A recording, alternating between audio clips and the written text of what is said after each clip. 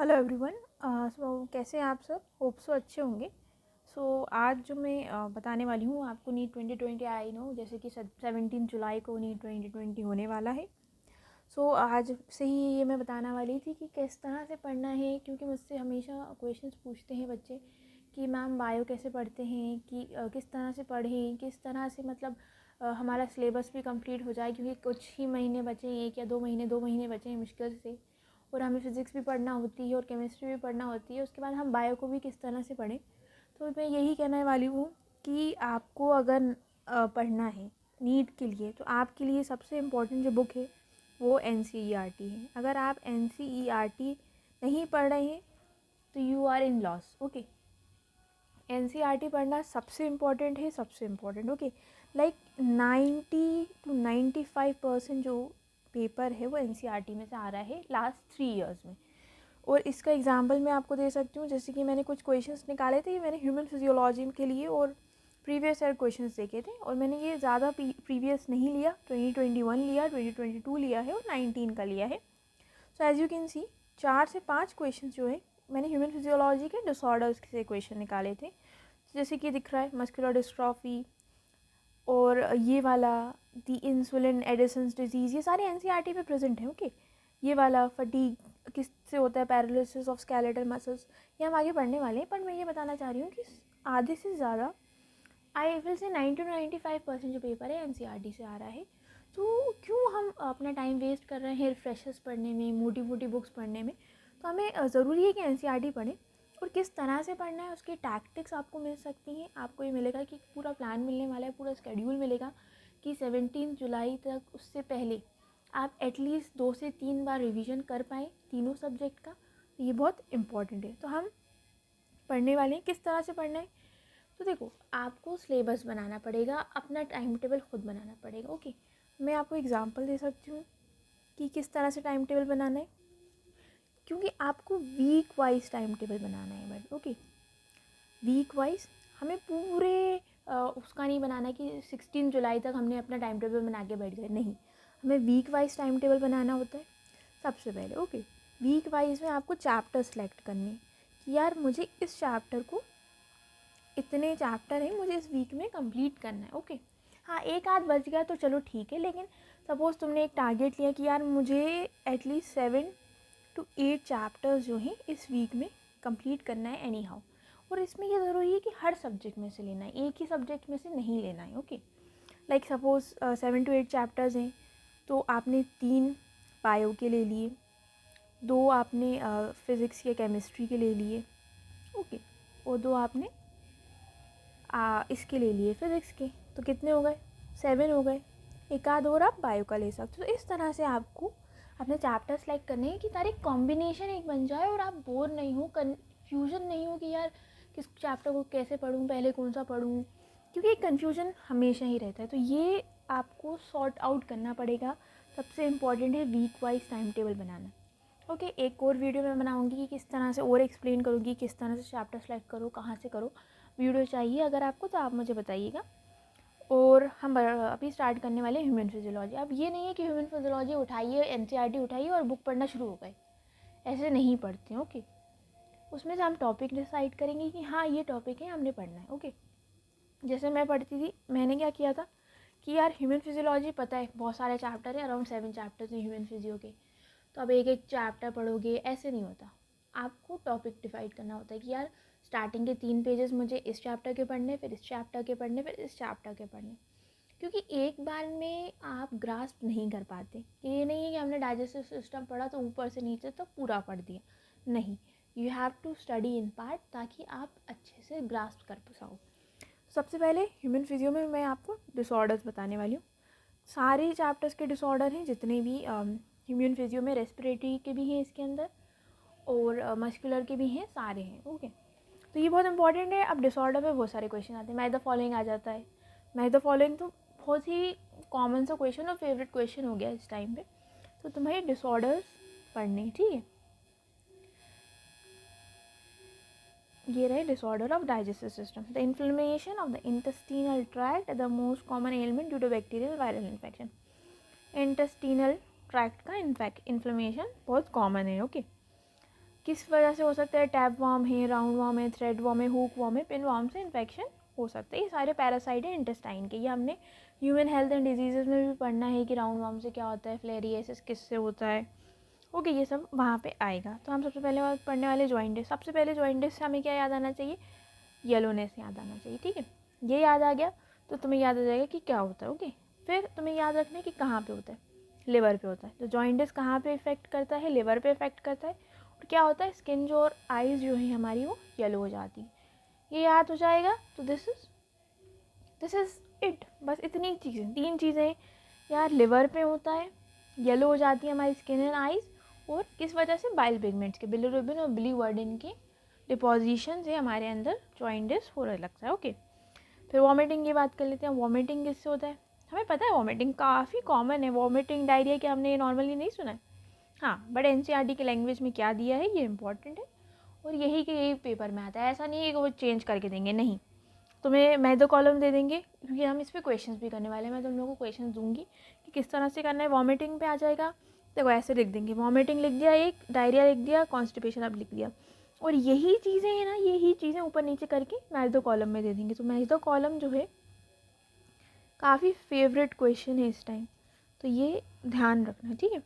It is the ejection of stomach content through the mouth, ठीक है, मालूम है भाई। उल्टी क्या होती है, वॉमिटिंग उल्टी एक ही चीज़ है। It's the ejection of stomach content through the mouth. This reflex action is control by the vomit centre in the medulla. कहाँ पे होता है, वॉमिट सेंटर होता है मेडुला में, ये नर्वस सिस्टम में है, ठीक है। Feeling of nausea preceding vomiting. Diarrhoea का क्या है, abnormal frequency of bowel movement and increase liquidity of the faecal discharge is known as diarrhoea. अगर तुम लोग एनसीईआरटी समझ के ही पढ़ लोगे ना तो तुम लोगों को समझ में आ जाएगा कि डायरिया समझ में नहीं आ रहा, तो liquidity of the faecal discharge, sorry, it reduces the absorption of food. खाना नहीं खाते बनता उस टाइम पे, अपना ही सिनेरियो याद कर लो। Okay, constipation, in constipation the faeces are retain within the colon as the bowel movement irregularly. तो ये इरेगुलर आ गया, तो यहाँ पे क्या हो गया, liquidity of the faecal discharge. Indigestion क्या होता है, in this condition the food is not properly digested leading to a feeling of fullness. The cause of indigestion are inadequate enzyme secretion, anxiety, food poisoning, over eating and spicy food.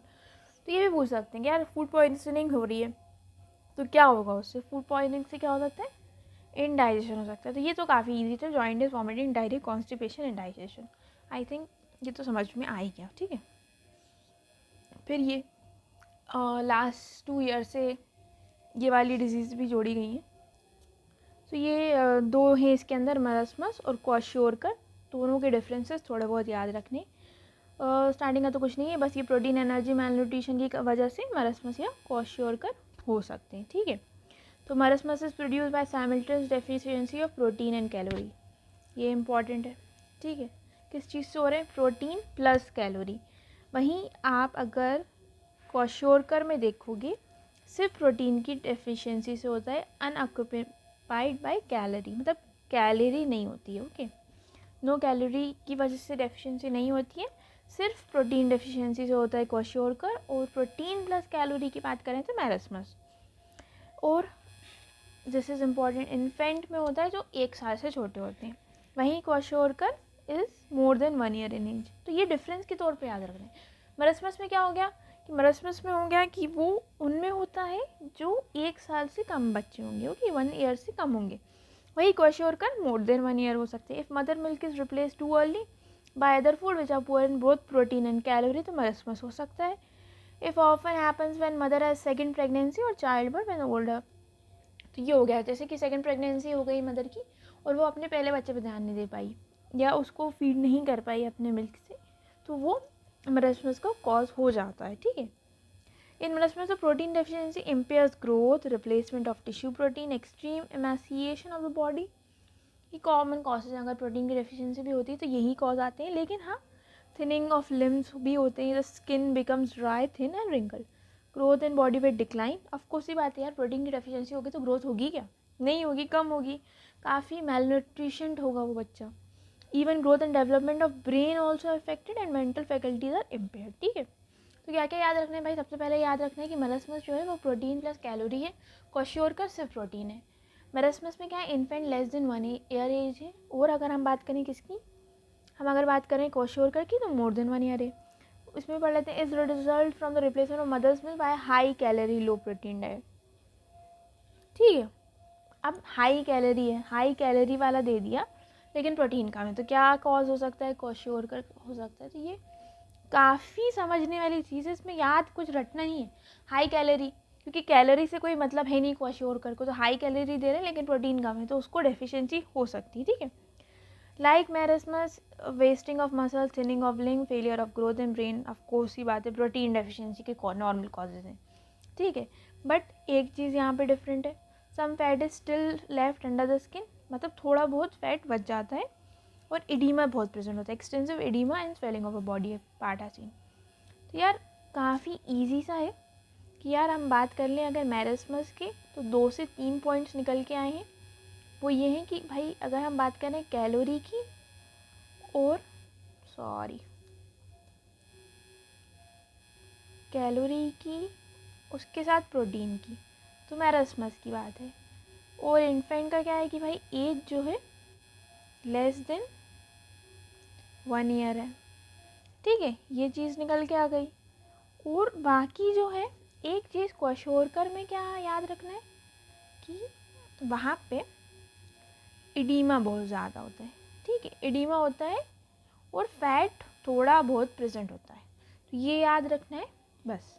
ठीक है, इतना ही याद रखना है इसके अंदर, ज़्यादा रटना नहीं है कि ये और वो, बस याद रखना है थोड़ी सी चीज़ें, 2 से 3 पॉइंट है, बाकी सब उससे रिलेटेड है। अगर बात कर लें डिसऑर्डर्स ऑफ रेस्पिरेटरी सिस्टम की, 2 इम्पॉर्टेंट है, अस्थमा एफिसीमा। एफिसीमा के क्वेश्चंस अभी आया भी था 18 या 19 में, और अस्थमा से भी क्वेश्चन आया था। So asthma is a difficulty in breathing cause wheezing due to inflammation of bronchi and bronchioles. तो ब्रोंकाई और ब्रोंकाइल्स में अगर इन्फ्लेमेशन हो जाता है तो उसका कॉज क्या है, अस्थमा है। ठीक है, याद हो जाएगा, काफ़ी इजी है कि यार जैसे कि हमने पेशेंट को देखा होगा, कोई आपके आस पड़ोस अस्थमा का पेशेंट आपने देखा होगा, तो उनको डिफ़िकल्टी होती है ब्रीथिंग में, यूं करके अजीब सी सांसें लेते हैं, थोड़ा सा उनको मुश्किल होता है कि वो सांस लेने में बहुत प्रॉब्लम होती है। तो क्या होता है, वीजिंग सी साउंड आती है कभी उनके पास से, आपने सुना होगा, हल्की जैसे सी कभी कभी आवाज़ आती है उनके पास से, या आपके कभी ग्रैंड पेरेंट्स को या किसी को हुआ हो तो आपने देखा होगा, काफ़ी कॉमन भी है अस्थमा। ब्रीथिंग में डिफ़िकल्टी होती है, और इन्फ्लेमेशन कहाँ पे होता है, ब्रोंकाई और ब्रोंकियोल्स में इन्फ्लेमेशन हो जाता है। वहीं अगर हम बात कर लें एफिसीमा की, is a chronic disorder in which alveolar walls are damaged due to which respiratory surface is decreased, और one of the major cause of this cigarette smoking. ये इंपॉर्टेंट है, एफिसीमा सबका सबसे मेजर कॉज क्या है, cigarette smoking है। सबसे ज़्यादा किस चीज़ से हो सकता है, सिगरेट स्मोकिंग से होता है। और इसमें क्या होता है, एल्वियोलर जो वॉल्स हैं आपकी वो डैमेज हो जाती हैं due to which the respiratory surface is decrease. Alveoli हैं, कितने मिलियंस एल्वियोलाई हैं हमारी बॉडी में, लेकिन अगर उनकी वॉल्स ही डैमेज होने लगी तो गैसियस एक्सचेंज कम होगा, तो रेस्पिरेटरी सर्फेस भी काफ़ी डिक्रीज हो जाता है, और फिर वो उनका लंग्स अफेक्ट होने लगते हैं, बीमारियाँ होने लगती हैं, तो वो वहाँ पे चला जाता है। जब वो हम स्मोकर की बात करेंगे तो हम बात करेंगे, आप हायर स्टडीज़ में जाएंगे, जब MBBS में पढ़ेंगे तो काफ़ी अलग इम्पॉर्टेंट एक क्लास है कि स्मोकिंग से क्या होता है, ये वहाँ आप देखने वाले हैं। तो ये मुझे याद समझ में लग रहा है कि अस्थमा और एफिसीमा में डिफरेंस समझ में आ गया। Inflammation of bronchi and bronchioles asthma हो गया। और वहीं अगर सिगरेट स्मोकिंग से सर्फेस रेस्पिरेटरी सर्फेस डिक्रीज हो रहा है, एल्वियोलर वॉल्स अगर डैमेज हो रही हैं, तो वो एफिसीमा की बात कर रहे हैं। फिर ऑक्यूपेशनल डिसऑर्डर भी हो जाता है सर्टेन इंडस्ट्रीज़ में, जैसे हमने देखा होगा कि वर्कर्स हैं, अब वो कहीं कहीं स्टोन ब्रेक करते हैं, ग्राइंडिंग वगैरह में, माइंस में जब काम करते हैं, तो वो हमेशा धूल से एक्सपोजर रहता है, या फिर वो उस तरह का काम करते हैं तो उनकी अंदर जाती है वो लंग्स पूरी, क्या है वो सब कुछ खींच लेता है वो धूल, और वो बाद में इन्फ्लेमेशन कॉज कर जाते हैं। So defence mechanism of the body can not fully cope with the situation, long exposure के inflammation leading to fibrosis, okay, and thus causing serious lung damage. ठीक है, workers in such industry should be protective mask, तो ये एक protection वाला काम हो गया, पहनना चाहिए, लेकिन काफ़ी लोग इग्नोर कर जाते हैं इस बात को, उन्हें लगता है कि इतना क्या हार्म करेगा, लेकिन बाद में पता चलता है, उस टाइम तो नहीं समझ में आता लोगों को, लेकिन काफ़ी बाद में आफ्टर इफेक्ट्स पता चलते हैं। और ऑक्यूपेशनल रेस्पिरेटरी डिसऑर्डर की एक सिलिकोसिस एग्जाम्पल है, याद रखना, सिलिकोसिस एक रेस्पिरेटरी डिसऑर्डर है। ठीक है, फिर हम बात कर रहे हैं सर्कुलेटरी सिस्टम की। सर्कुलेटरी सिस्टम, आप ये मत कहना कि सर्कुलेटरी सिस्टम तो पढ़ा ही नहीं और फिर उससे पहले ही आप डिसऑर्डर पढ़ा रहे हो। ठीक है, नहीं पढ़ा है, वो भी हम आगे पढ़ेंगे। हम सीक्वेंस वाइज नहीं जाएंगे, क्योंकि ये ज़रूरी नहीं है कि यार सीक्वेंस वाइज पढ़ते ना चीज़ें याद नहीं होती। थोड़ा सा हट के जाएंगे, पहले सारे डिसऑर्डर्स पढ़ लो, क्योंकि हमें पता है 1 या 2 क्वेश्चन आने वाले। फॉर श्योर 1 और 2 questions are going to come from disorders, I am very sure about this. ठीक है, तो यार अगर 8 मार्क्स हम कहीं पे पक्का कर सकते हैं अपने, तो क्यों नहीं करें, है ना। 8 मार्क्स तो हमारे कंफर्म हो रहे हैं ना यहाँ पे। Let's start. Okay, high blood pressure की बात करें। Hypertension is a term for blood pressure that is higher than normal. 120/80 normal होता है। कितना होता है? 120/80। ठीक है, ये नॉर्मल हो गया। अब इससे ऊपर या इससे कम तो वो एब नॉर्मल कंडीशन हो गई। लेकिन इसका एक प्रॉब्लम ये है कि ये रिपीटेड अगर आप ले रहे हो तो, ठीक है, ये अगर रिपीटेडली आ रहा है, ऐसा नहीं है कि आपने एक बार लिया और आपका कम आ गया तो आपका हाई ब्लड प्रेशर हो गया। नहीं, continuously for a day, for a 2 days, for a 3 days, for a week you have a high blood pressure or low blood pressure, then only you can say कि हाँ hypertension होती है या फिर hypotension होता है। वो भी इसमें नहीं है, बट हाइपोटेंशन भी इज द कॉज। ठीक है, in this major 120 mm of Hg millimeters of mercury is the systolic। Systolic यानी कि ये, डायस्टोलिक यानी ये। ठीक है, काफ़ी पंपिंग प्रेशर होता है सिस्टोलिक। 120 इज पंपिंग या फिर सिस्टोलिक। ठीक है, और diastolic is the resting. 80 mm is the diastolic or resting pressure. If repeated checks of blood pressure of an individual is 140/90 or higher, it shows hypertension. So 140/90 is the value given for hypertension. High blood pressure leads to heart diseases and also affect vital organs like brain and kidney. Very normal कि भाई heart disease होने लगती है continuously, आपके pressure high है, ज़्यादा pressure से खून को भेजना पड़ रहा है तो डैमेज हो रही है आपकी ब्लड वेसल्स, तो ये इफेक्ट हो रहा है। ठीक है, फिर एक कोरोनरी आर्टरी डिसीजेस, इसका एक और नाम है एथीरोस्क्लेरोसिस, याद रखना। ठीक है, CAD भी कहते हैं, कोरोनरी आर्टरी डिजीज़ भी कहते हैं और एथीरोस्क्लेरोसिस। तो एथीरोस्क्लेरोसिस भी वही चीज़ होती है। ठीक है, coronary artery disease, often referred to as atherosclerosis, affect the vessels that supply blood to the heart. ठीक है, vessels that supply blood to the heart muscle. It is caused by deposition of calcium, fat, cholesterol and fibrous tissue which makes the lumen of arteries narrower. Normal सी बात है, अगर cholesterol ज़्यादा खा रहे हो, फैट ज़्यादा खा रहे हो या फाइब्रस टिश्यू आपके डाइट में वो फैट कोलेस्ट्रॉल ज़्यादा है या फाइब्रस टिश्यू का डिपोजिशन हो रहा है आपकी हार्ट मसल्स में, तो वो आपके आर्टरीज का ल्यूमन जो है वो नैरो कर देगा और वो आपके इस चीज़ को कॉज करेगा। क्या है ये? कोरोनरी आर्टरी डिसीज या एथीरोस्क्लेरोसिस। ठीक है, समझ में आया? ये नहीं है कि भाई CAD क्या होता है पेपर में आ रहा है और कुछ याद ही नहीं आ रहा है। नहीं भाई, फैट कोलेस्ट्रॉल ज़्यादा हो गया, डिपोजिशन हो रहा है ह्यूमन हार्ट मसल्स में, वही क्या है, आर्टरीज को नैरो कर रहा है तो खून कम निकल पा रहा है उस चीज़ से। ठीक है, एंजाइना पेक्टोरिस भी कहते हैं, चेस्ट पेन को कहते हैं। ठीक है, वेयर कब होता है ये? जब इनफ ऑक्सीजन नहीं पहुंच रही है। अब कई कॉज हो सकते हैं कि भाई ऑक्सीजन क्यों नहीं पहुंच रही है, मसल डैमेज है, कोई ब्लॉकेज है या क्या है, हार्ट अटैक होने वाला है, तो एंजाइना एक उसका कॉज है। मतलब सिर्फ एक पेन है, हमने उसका नाम दे दिया एंजाइना। चेस्ट पेन होता है, एक्यूट चेस्ट पेन होता है, स्वेटिंग होती है। जब आपने कभी किसी को देखा होगा जिसको हार्ट अटैक होने वाला है तो उससे पहले उसको एकदम पेन उठता है, लेफ्ट साइड में पूरा पेन होने लगता है, उसको चेस्ट पेन को हम क्या कहते हैं? एंजाइना कहते हैं। ठीक है, क्यों होता है? क्योंकि ऑक्सीजन वहाँ पे प्रॉपर्ली नहीं पहुँच रही। अब ऑक्सीजन क्यों नहीं पहुँच रही, उसके अलग कॉजेज हो सकते हैं, बट हमें यहाँ पढ़ना है कि यार एक्यूट चेस्ट पेन यहाँ पे एंजाइना कहते हैं। ठीक है, अब ये मैन एंड वुमेन में हो सकता है किसी भी एज के, but it is more common among the middle age and elderly. ठीक है, occurs due to condition that affect the blood flow. Blood flow क्यों अफेक्टेड है भाई? ऊपर भी पड़ा, क्योंकि यहाँ पे डिपोजिशन ऑफ फैट हो सकता है या हाइपरटेंशन कंटिन्यूसली रह रहा है या कोई ब्लॉकेज है कहीं पे, उसकी वजह से ब्लड फ्लो इफेक्ट होगा, उसकी वजह से एंजाइना हो सकता है। ठीक है, हम बात कर लेते हैं हार्ट फेलियर की। Heart failure mean the state of heart when it is not pumping blood effectively through enough to meet the needs of the body. ठीक है, हार्ट फेलियर का क्या मतलब हो गया कि भाई हार्ट आपका इतना अच्छे से काम नहीं कर रहा है ताकि वो ब्लड इतने अच्छे से भेज सके और आपकी पूरी बॉडी में उसकी नीड पूरी हो सके। मतलब समझ में आई? मतलब फेलियर क्या होता है क्या कि भाई कोई काम तुमने करना था और वो तुम सही नहीं कर पा रहे। एक छोटा सा काम दिया था तुम्हें, तुमसे वो भी नहीं हो रहा। तो यहीं पे हार्ट फेलियर भी यही हो गया। ठीक है, heart failure means state of heart when it is not pumping blood effectively enough to meet the needs of the body. ठीक है, कंजेस्टिव हार्ट फेलियर भी कहते थे क्योंकि कभी कभी कंजेशन ऑफ लंग्स भी हो जाता है। ठीक है, हार्ट फेलियर जो है कार्डियक अरेस्ट की तरह नहीं होता और हार्ट अटैक, तो 3 अलग अलग वर्ड्स हो गए हार्ट फेलियर। ओके, एक हो गया cardiac arrest and one more is heart attack. ठीक है, वर्ड्स को देखेंगे, वर्ड्स को पढ़ने की कोशिश करेंगे और उनमें से मतलब निकालेंगे।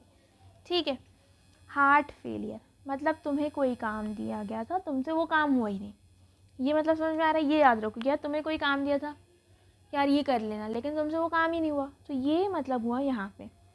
तो state of heart when it is not pumping blood effectively, not pumping blood effectively. ठीक है, हो रहा है, पंप हो रहा है, ऐसा नहीं है कि बिल्कुल ही पंप नहीं कर रहा, हाँ हो रहा है बट इतना एफिशिएंटली नहीं कर रहा जितना तुमसे कहा गया था। अब कार्डियक अरेस्ट क्या होता है? Cardiac arrest mean the heart stop beating. Arrest मतलब इस चीज़ से निकलो कि यार अरेस्ट का मतलब हो जाता है ना बिल्कुल रुक गई कोई चीज़, वहाँ पे थम गया वो। तो हार्ट जो है वो स्टॉप हो गया बीट करना, स्टॉप्स, हार्ट स्टॉप्स बीटिंग। वही हो गया heart attack. Heart attack when the heart muscle is suddenly damage by an inadequate blood supply. तो हार्ट जो मसल है वो डैमेज हो गई, क्यों? क्योंकि ब्लड सप्लाई वहाँ पे नहीं हो रहा। तो ये 3 चीज़ें, 3 अलग अलग मतलब है इनके, ट्राई टू रिमेंबर। देखो, हार्ट फेलियर मतलब the heart is not able to pump blood effectively. Arrest में क्या हो गया कि भाई हार्ट बीट ही नहीं करा, बंद हो गया, रुक गया। जब भी तो हम PCR वगैरह करते हैं। एंड हार्ट अटैक क्या होता है? When the heart muscle is suddenly damage by an inadequate blood supply. ठीक है, आई होप आपको ये समझ में आ रहा होगा। ठीक है, ये बहुत इंपॉर्टेंट है, इसमें मैं द कॉलम आया था एक बार। ठीक है, हम क्वेश्चंस करने वाले हैं, तो इसके बाद हम कंटिन्यू करेंगे एक्सक्रीटरी सिस्टम के डिसऑर्डर और आई थिंक मस्कुलर सिस्टम के, वो हमने कंटिन्यू करना है। थोड़ी सी बड़ी वीडियो हो गई क्योंकि मैंने स्टार्टिंग में आपको वीक वाइज टाइम टेबल बताया था। इसके लिए अलग से वीडियो भी बना सकती हूँ, अगर आप चाहें तो मुझे बता सकते हैं। Okay, I hope you like the video, और अगर अच्छी लगी तो please subscribe and share it with others. Okay, thank you so much.